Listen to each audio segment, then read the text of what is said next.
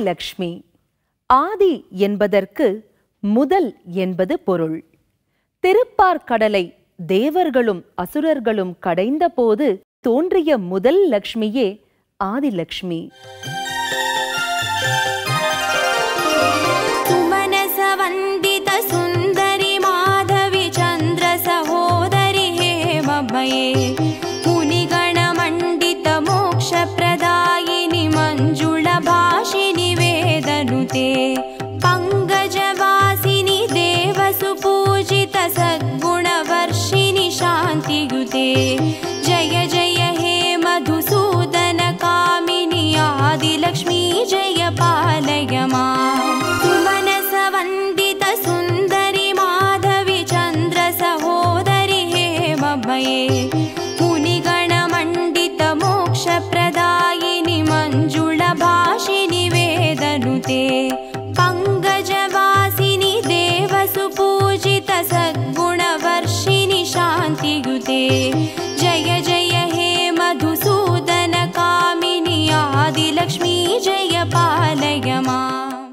தானியலக்ஷ்மி. தானிய வளங்களை அருள்பவள் தானியலக்ஷ்மி. இவளுக்கு அன்னலக்ஷ்மி என்ற பெயரும் உண்டு.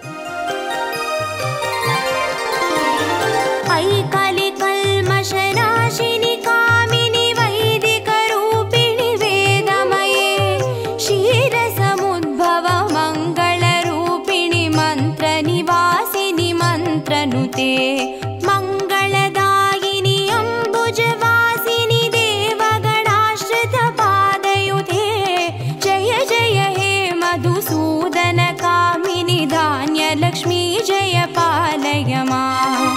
ஐகலி கல்மஷநாசினி காமினி வைதிக ரூபிணி வேதமயே க்ஷீரசமுத்பவ மங்கள ரூபிணி மந்திர நிவாசினி மந்திரனுதே மங்களதாயினி அம்புஜவாசினி தேவகணாஸ்ருத பாதயுதே ஜய ஜய ஹே மதுசூதன காமினி தானியலக்ஷ்மி ஜய பாலய மாம். தைரியலக்ஷ்மி. மனதிற்கு தைரியத்தை தருபவள் தைரியலக்ஷ்மி.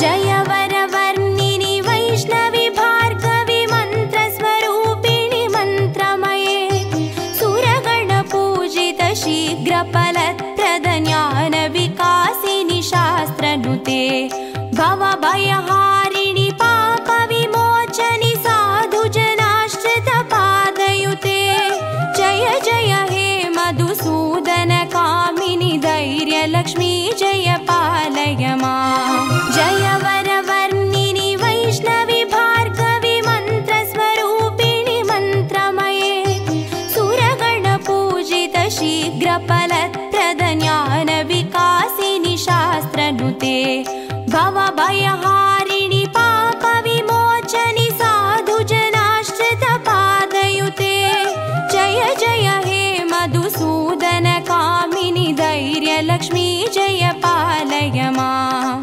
சந்தானலக்ஷ்மி. சந்தானம் என்பதற்கு குழந்தை என்று பொருள். குழந்தை வரத்தை அளிப்பதனால் இவளுக்கு சந்தானலக்ஷ்மி என்று பெயர் வந்தது.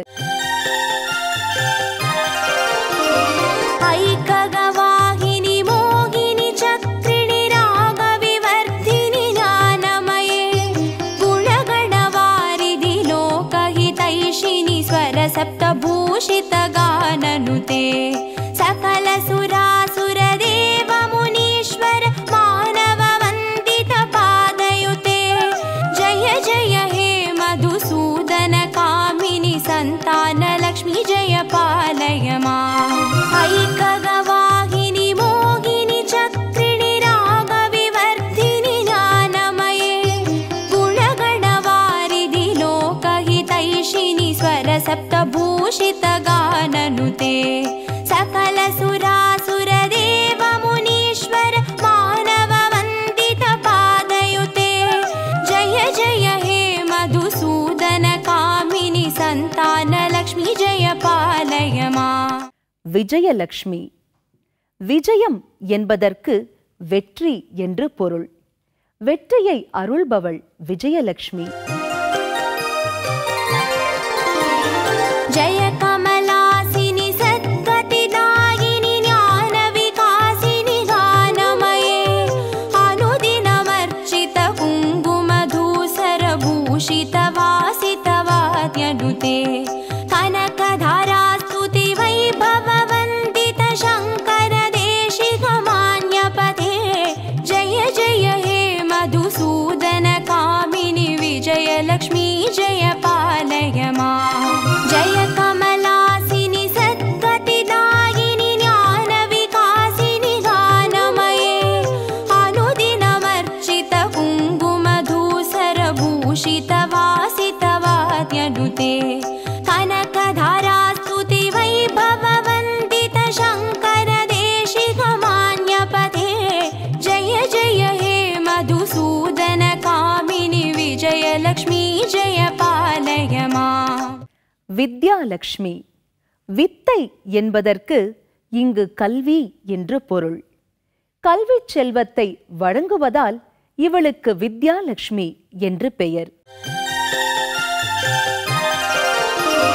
प्रणत सुरेश्वरि भारति भार्गवि शोक विनाशिनि रत्नमये मणिमय भूषित कर्ण विभूषण शान्ति समावृत हास्य मुखे नवनिधिदायिनि कलिमलहारिणि कामित फलप्रद हस्तयुधे जय जय हे मधुसूदन कामिनि विद्यालक्ष्मी जय पालय मां प्रणत सुरेश्वरि भारति भार्गवि शोक विनाशिनि रत्नमये मणिमय भूषित कर्ण विभूषण शान्ति समावृत हास्य मुखे नवनिधिदायिनि कलिमलहारिणि कामित फलप्रद हस्तयुधे जय जय हे मधुसूदन कामिनि विद्यालक्ष्मी जय पालय मां கஜலட்சுமி. கஜம் என்றால் யானை என்று பொருள். இருபுறமும் யானைகள் கலசம் ஏந்தி திருமஞ்சனம் செய்வது போல் அமர்ந்திருப்பதால் கஜலட்சுமி என்ற பெயர் அமைந்தது. जय जय दुर्गति नाशिनि कामिनि सर्वफलप्रद शास्त्रमये रद गज दुर्ग पदादि समावृत परिजन मण्डित लोकनुते हरिहर ब्रह्म सुपूजित सेवित तापनिवारिणि पादयुते जय जय हे मधुसूदन कामिनि गजलक्ष्मी रूपेण पालय मां जय जय दुर्गति नाशिनि कामिनि सर्वफलप्रद शास्त्रमये रद गज दुर्ग पदादि समावृत परिजन मण्डित लोकनुते हरिहर ब्रह्म सुपूजित सेवित तापनिवारिणि पादयुते जय जय हे मधुसूदन कामिनि गजलक्ष्मी रूपेण पालय मां தனலட்சுமி. தனம் என்பதற்கு செல்வம் என்று பொருள்.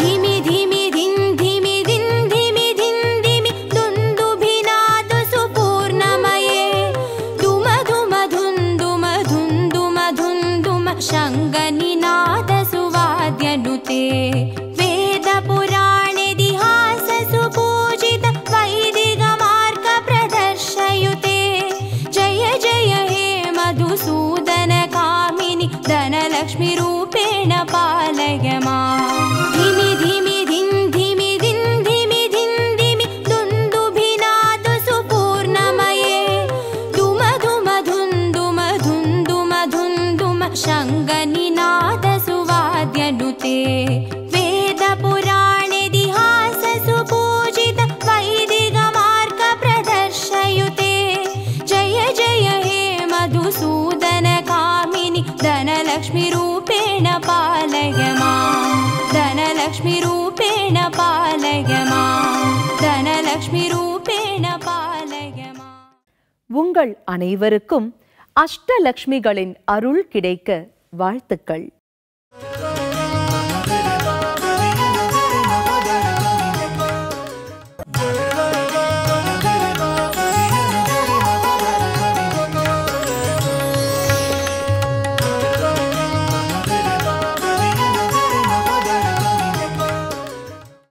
வணக்கம் நேயர்களே. இந்த இனிய காலை பொழுது உங்கள் இல்லங்களிலும் உள்ளங்களிலும் மகிழ்ச்சியை தென்றலாய் வீசச் செய்யட்டும். இந்நாளை மங்கள இசையுடன் தொடங்குவோம்.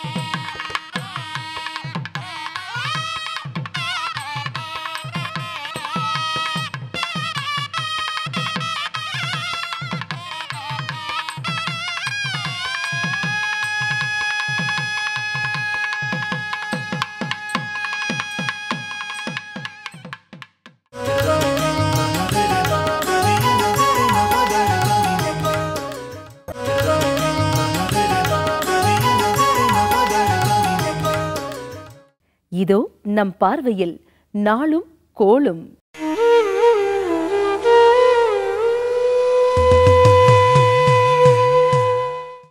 இருபத்தி 1/5/2014 மே மாதம் புதன்கிழமை, ஜெயவருடம் வைகாசி மாதம் 7ஆம் தேதி, ரஜப் 21ஆம் தேதி. காரைக்குடி ஸ்ரீ கொப்புடையம்மன் புறப்பாடு. திருப்பதி ஏழுமலையப்பன் சஹஸ்ர கலசாபிஷேகம். புத சுக்ராளுக்கு மத்தியில் சூரியன் வரும் காலம் பானுமத்திம தோஷமாகும். ராஜீவ்காந்தி நினைவு நாள். நல்ல நேரம் காலை 9:30 மணி முதல் 10:30 மணி வரை, மாலை 4:30 மணி முதல் 5:30 மணி வரை. ராகு காலம் 12 மணி முதல் 1:30 மணி வரை. குளிகை 10:30 மணி முதல் 12 மணி வரை. யமகண்டம் 7:30 மணி முதல் 9 மணி வரை. சந்திராஷ்டமம் புனர்பூசம் பூசம். சீலமாய் வாழ சீரருள் புரியும் ஞாலம் புகழும் ஞாயிறே போற்றி. சூர்யா போற்றி, சுந்தரா போற்றி, வீர்யா போற்றி, வினைகள் களைவாய். எங்கள் குறைகளெல்லாம் தீர்க்கும் திங்களே போற்றி, திருவருள் தருவாய். சந்திரா போற்றி, சத்குரு போற்றி, சங்கடம் தீர்ப்பாய் சதுரா போற்றி. சிறப்புருமணியே செவ்வாய் தேவே, குறைவிலாதருள்வாய் குணமுடன் வாழ. மங்களச் செவ்வாய் மலரடி போற்றி, அங்காரகனே அவதிகள் நீக்கு. இதமுற வாழ இன்னல்கள் நீக்கு, புத பகவானே பொன்னடி போற்றி. பதந்தந்தாழ்வாய் பன்னொழியானே, உதவியே அருளும் உத்தமா போற்றி. குணமிகு வியாழ குரு பகவானே, மணவுள வாழ்வு மகிழ்வுடன் அருள்வாய். பிரகஸ்பதி வியாழ பரகுரு நேசா, கிரகதோஷமின்றி கடாட்சித்தருள்வாய். சுக்ரமூர்த்தி சுகமிகு ஈவாய், வக்ரமின்றி வரமிகு தருவாய். வெள்ளி சுக்ர வித்தகவேந்தே, அள்ளி கொடுப்பாய் அடியார்க்கருளே. சங்கடம் தீர்க்கும் சனி பகவானே, மங்களம் பொங்க மனம் வைத்தருள்வாய். சச்சரவின்றி சாகா நெறியில் இச்சகம் வாழ இந்தருள் தாத்தா. அரவெனும் ராகு ஐயனே போற்றி, கரவாதருள்வாய் கஷ்டங்கள் நீக்கி. ஆக அருள் புரி அனைத்திலும் வெற்றி, ராகுக்கினிய ரம்யா போற்றி. கேது தேவே கீர்த்தி திருவே, பாதம் போற்றி பாவம் தீர்ப்பாய். வாதம் வம்பு வழக்குகள் இன்றி, கேது தேவே கேண்மையாய் ரக்ஷி.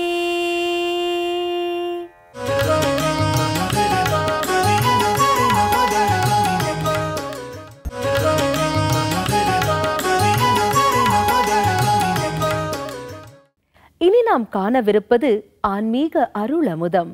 வணக்கம். ஆன்மீக அருளமுதம் என்ற அழகு நிறைந்த பல சிந்தனைகளை நம்முடைய நெஞ்சத்தடத்திற்கு புலர்காலையில் கொண்டு வருகிற தலைப்பில், பல்நெடுங்காலத்திற்கு முன்பு இந்த தமிழ் மண்ணில் வாழ்ந்திருந்த மிகப்பெரிய ஞான சித்தராக விளங்கிய திருமூலருடைய அற்புத படப்பாகிய மிகச்சிறந்த திருமந்திரத்திலிருந்து சில பாடல்களை வரிசையாக ஒவ்வொரு நாளும் நான் உங்களுக்கு உங்கள் நெஞ்சத்தடத்திற்கு கொண்டு வருகிறேன்.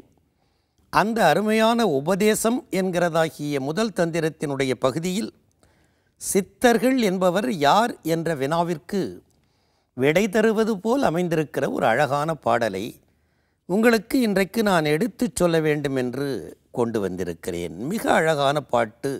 அவருடைய இலக்கணங்கள் இன்னது என்பதை நமக்கு எடுத்துச் சொல்லுகிற அருமையான பாட்டு இந்த பாட்டு. அபுபென்னாடம் என்று ஒரு மிகப்பெரிய பாத்திரத்தை அருளாளரை பற்றி மேலை நாட்டு இலக்கியங்கள் நமக்கு எடுத்து காட்டுகிறது. அவருடைய வரலாற்று செய்தி ஒன்று. ஒரு நேரத்தில் அவரை நோக்கி வானத்திலிருந்து ஒரு தேவதை இறங்கி வந்தது. அழகும் இளமையும் எழிலும் கொண்டிருக்கிற அந்த தேவதையினுடைய கையில் அழகான ஒரு ஏட்டுச் சுவடி இருந்தது. பெண்ணாடத்திற்கு முன்னே வந்து அது அமர்ந்தது. அம்மா, கையில் என்ன வைத்திருக்கிறாய்? அபுபென்னாடம் என ஆவுகிறார். உடனே சொல்லுகிறது, இறைவனினுடைய அன்புக்குரியவர்களுடைய பட்டியலை நான் வைத்திருக்கிறேன் என்று சொன்னதும் மிக்க ஆர்வமாக தன்னுடைய கண்களை அகல விரித்து கொண்டு, அம்மா, என்னுடைய பெயர் அதில் இருக்கிறதா என்று கேட்டதும், எந்த பட்டியலில் உங்களை தேட வேண்டும் என்று கேட்காமல் அந்த பெண், அங்கே வந்திருந்தவளாகிய தேவமகள், அந்த ஓலையை பிரித்து அந்த பெயரை, இவருடைய பெயரை கேட்டுக்கொண்டு தேடத் தொடங்குகிறது. கடவுளை நேசிப்பவர்கள் என்கிற பட்டியலில் வரிசையாக தேட ஆரம்பிக்கிறது. ஆயிரக்கணக்கான பெயர்கள் கடந்தும் அபுபென்னாடத்தினுடைய பெயர் அதிலே இடம்பெறவில்லை. ஒன்றுக்கு 2 முறை பார்த்துவிட்டு அந்த தேவமகள் சொன்னாளாம், ஐயா, உங்கள் பெயர் கடவுளை நேசிப்பவர் என்கிற பட்டியலில் இல்லையே என்றதும் சிரித்து கொண்டே சொன்னாராம், இல்லையம்மா, அந்த பட்டியலில் உன்னை யார் தேடச் சொன்னது? மக்களை நேசிப்பவர்கள் என்கிற பட்டியலில் என்னை பார் என்றதும் அந்த பக்கத்தை திருப்பி பார்த்தால் முதல் பெயராக அபுபென்னாடத்தினுடைய பெயர் அந்த பட்டியலிலே இருக்கிறது. எனவே கடவுளுக்கு விருப்பமானவர்கள் யார் என்கிற கேள்விக்கு கடவுளை நேசிப்பவர்களை விட மனிதர்களை நேசிப்பவர்களைத்தான் கடவுள் தன்னுடைய நேச வளைவுக்குள்ளே அணைத்து வைத்திருக்கிறான் என்பதை அந்த அருமையான வரலாறு நமக்கு எடுத்துச் சொல்லுவதை பார்க்கிறோம். சித்தர்கள் என்பவர்கள் மனித நேயம் மிக்கவர்களாக வாழ்ந்தார்கள். மனித துயரத்தினுடைய காரணம் இன்னது என்பதை தேடினார்கள். அந்த காரணத்தை விளக்குவதற்குரிய வழிமுறைகளை ஆராய்ந்தார்கள். இறைமையோடு கொண்டு போய் மானுடத்தை சேர்ப்பதிலே மிகுந்த நாட்டமுடையவர்களாக இருந்தார்கள். அப்படிப்பட்ட சித்தராவார் யார் என்ற கேள்விக்கு விடை சொல்ல வந்த மிகச்சிறந்ததாகிய திருமூலநாயனாருடைய திருமந்திரம் சொல்லுகிறது, சித்தர் சிவலோகம் இங்கே தரிசித்தோர். இங்கிருக்கிறவர்கள் இங்கிருந்து புறப்பட்டு எங்கோ இருக்கிறது என்று சொல்லுவதாக இருக்கிற சிவலோகத்தை சென்று தரிசிப்பவர்கள் அல்லர் சித்தர்கள். வானுலகத்தில் இருப்பதாக கருதப்படுகிற சிவலோகத்தை மண்ணுலகத்துக்கு கொண்டு வந்து இந்த உலகத்திலேயே தரிசிக்கிற ஆற்றல், வழிபடுகிற ஆற்றல் உடையவர்கள் யாரோ அவர்கள் சித்தர்கள். எவ்வளவு எளிய தமிழில் மிக உயர்ந்த கருத்துக்களை நம்முடைய நூல்கள், தமிழ் நூல்கள் எடுத்து சொல்லுகிறது என்று நீங்கள் பார்க்கிறீர்கள். சித்தர் சிவலோகம் இங்கே தரிசித்தோர், இங்கேயே தரிசித்தவர்களுக்கு பெயர்தான். இன்னும் அவர்களுக்கு என்ன இலக்கணம் கொஞ்சம் விளக்கி சொல்லுங்கள் என்றால், சத்தமும் சத்த முடிவும் தம் உள் கொண்டோர். அது கொஞ்சம் கடுமையான செய்தி. வாக்கு என்று உள்ளுக்குள்ளே ஒன்று இருக்கிறது. அது வெளிப்படுகிற பொழுது ஒலி வடிவம் பெற்று பிரபஞ்சத்தை நிறைக்கிறது. அந்த செய்தியை சித்தர்களுடைய உள்ளத்தின் கண்ணே ஒரு விதமான மிகப்பெரியதாகிய ஆன்ம அனுபவம் இருக்கிறது. சத்தமும், அதற்கு பெயர் சத்தம். அது சத்த முடிவும், சத்த பிரபஞ்சத்தினுடைய நிறைவாக சொல்லப்படுவதும் தம் உள் கொண்டோர். அவற்றை தங்களுடைய உள்ளத்தின் கண்ணேயே வைத்திருக்கிறவர்களாகிய தன்மை கொண்டவர்கள் யாரோ அவர்கள் மிகச்சிறந்தவர்களாகிய சித்தர்கள். எனவே சிவலோகத்தை செத்த பிறகு சென்று அடையலாம் என்று வழி சொல்லாமல் விண்ணில் இருப்பது என்று கருதப்படுகிறதாகிய சிவலோகத்தை மண்ணுக்கு கொண்டு வந்து தாங்கள் தரிசிப்பதோடு மக்களையும் தரிசிக்க வைக்கிறவர்கள். ஒன்று, சத்த பிரபஞ்சத்தை, சத்தத்தினுடைய முடிவை வெளியில் தேடாமல் தங்கள் உள்ளத்துக்குள்ளேயே அடக்கி வைத்து கொள்ளுகிறவர். இப்படிப்பட்ட செய்திகளை எல்லாம் கொஞ்சம் குருநாதர்கள் மூலமாக சத்த பிரபஞ்சம் என்றால் என்ன, சத்தமும் சத்த முடிவும் தம் உள்கொள்ளுவது என்றால் என்ன என்பதையெல்லாம் நாம் தெரிந்து கொள்ள வேண்டும். அதற்கு மேல் நித்தர், அவர்களுக்கு ஒரு காலத்திலும் அழிவு இல்லை. நாம் எல்லாம் பிறக்கிறோம், கொஞ்ச நாள் வாழ்கிறோம், அதற்கு பிறகு ஒரு நாளிலே நம்முடைய வாழ்க்கை முடிவுக்கு வருகிறது. ஆனால் சித்தர்கள் என்பவர்கள் இந்த உலகத்தில் பிறக்கிறார்களே தவிர மறைவதில்லை என்று சித்தர் உலகத்திலே ஒரு கருத்துண்டு. நித்தர் என்றால் என்றைக்கும் இருப்பவர். நிமலர், எந்தவிதமான மலக்குற்றமும் இல்லாதவர். நிராமயர் என்றால் கவலை என்பது சிறிது கூட நெஞ்சத்தடத்தில் இல்லாதவர்கள். காகபுஜண்டரை பற்றி நான் ஒரு நூல் மிக விரிவாக ஆராய்ந்து எழுதினேன். பல தலைமுறைகளுக்கு, பல யுகங்களுக்கு அவர் வாழ்கிறார். எப்படி வாழ்கிறீர்கள் என்று காகபுஜண்டர் கருடன் போய் ஒரு பேட்டி காணுகிற நேரத்தில், நான் எந்த கவலையையும் மனத்தடத்தில் வைத்து கொள்வதில்லை, அதனால் எனக்கு முதுமையும் இல்லை, இறப்பும் இல்லை என்று அவர் பதில் சொன்னதாக செய்தி வந்திருப்பதை பார்க்கிறோம். நித்தர், நிமலர், நிராமயர், நீள்பர முத்தர், மிக நீண்டதாக இருக்கிற எல்லையில்லாத மிகச்சிறந்ததாக சொல்லப்படுகிற இன்பத்திலே தங்கியிருப்பவர் தம் முத்தி முதல் 36.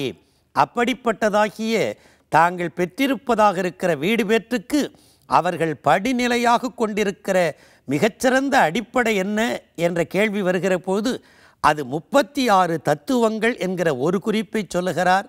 அந்த 36 என்ன என்பதை இன்னொரு பாடலிலே நான் உங்களுக்கு விளக்குகிற காரணத்தால் அந்த செய்தியை இப்பொழுது எடுத்துக்கொள்ளாமற் சித்தர் சிவலோகம் இங்கே தரிசித்தோர் சத்தமும் சத்தமுடிவும் தம் உள்கொண்டோர் நித்தர் எல்லாம் வடமொழி சொல், நிமலர், நிராமயர், நீள்பர முத்தர் தம் முத்தி முதல் 36 அவர்கள் வீடு பேற்றுக்காக நமக்கு எடுத்து காட்டுவதாகிய மிகச்சிறந்ததாகிய தடம் 36 படிநிலைகள் என்று சொல்லுவதன் மூலமாக சித்தர் என்பவர்கள் சிவலோகத்தை மண்ணுக்கு கொண்டு வந்து காட்டி கவலையற்றவர்களாக, மலம் அற்றவர்களாக, என்றும் வாழ்கிறவர்களாக இருந்து நம்மையும் அந்த சிவலோகத்திற்கு அழைத்து செல்லுகிற வழிமுறைகளுக்குரிய அடையாளங்களை எடுத்து சொல்லுகிற திறம்படைத்தவர் என்று சொல்லுகிற அற்புதமான இந்த பாடலை இன்றைய ஆன்மீக அருள் அமுதத்தில் உங்களோடு பகிர்ந்து கொண்ட மனநிறைவோடு உங்களை வாழ்த்தி வணங்கி விடைபெறுகிறேன்.